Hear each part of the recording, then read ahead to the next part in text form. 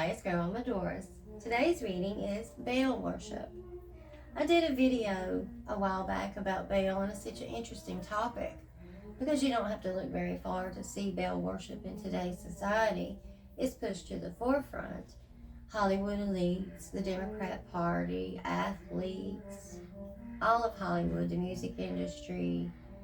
You can see it in the video games, in the commercials. You see it everywhere you look.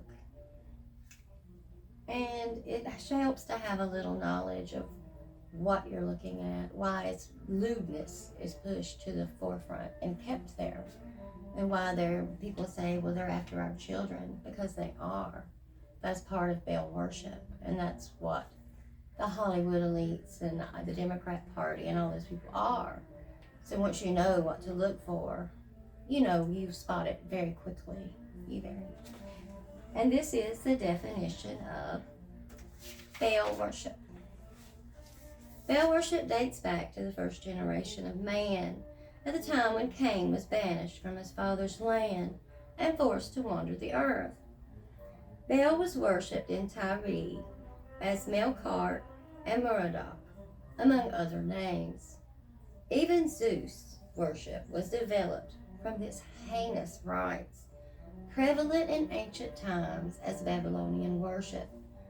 Baal, whose name means possessor, lord of the house, owner, or master. Its worship gripped every culture on the planet throughout our history. Ordinarily, Baal was a local deity whose authority was confined to villages. The word Baal finally came to mean Lord and was prefixed to the names of many towns that chose him as their local or national god. The lordship was over the land and the corresponding spheres of life. Baalism, Baal worship, required human sacrifice. Usually this was the firstborn. Baals usually had consorts, concubine wives, named Ashtoreth. The couple's worshippers viewed these deities as a reflection of the face of Baal, in the same way as the moon reflected the sun. Baal worship in Israel went back as far back as Jonathan and David. Jerusalem eventually became a Baal capital under Abab's dynasty. During this king's reign, an amazing 400 prophets served his wife Jezebel, while Baal's wife Asherah had 450. Beyond these were countless priests and priestesses, along with the prophets and sodomites that served the religion. Baal worship called for the priests to fall into ecstatic, orgiastic frenzies, offer up incense to symbolize prayers for worshipers, and sacrifice burnt offerings. They further included bloodletting to attract the deity's attention, to grant their petitions. As a nature god, Baal and his wife, Asherah, was celebrated with a host of sordid fertility rites. Some writings note that he was the son of Dagon and the storm god. Baalism was addictive because of its perverse, erotically driven worship led by priests and priestesses on the high places.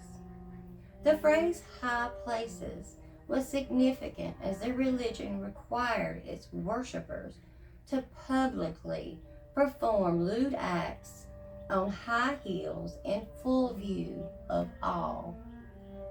Today we would see this as excessive public displays of affection or adult entertainment when it's filmed. The mark of all Canaanite religions was the extreme and often sadistic emphasis on sex and its performance in public places.